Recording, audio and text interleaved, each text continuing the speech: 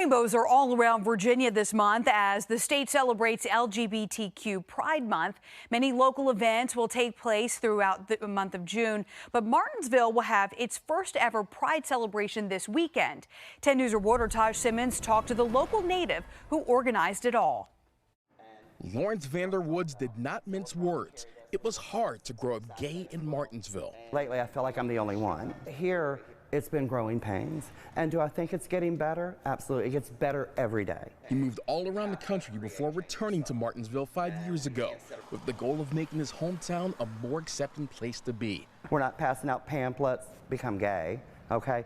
It's all about just celebrating equality and being who you are. Vanderwood's restaurant Shindig will host Martinsville's first ever Pride Festival on Saturday. He says this is a big step for the city and something he never could have imagined happening here when he was younger. No matter if there's repercussions from anyone, you have to be the movement.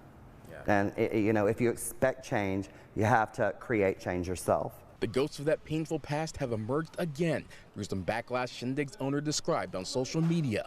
But Vanderwoods is confident Martinsville will live up to its motto and look towards the future. It's a city with no limits. So let's put that to use. People that used to live here that are saying thank you.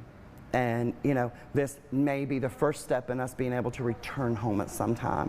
And that touches your heart. In Martinsville, Taj Simmons, 10 News, working for you.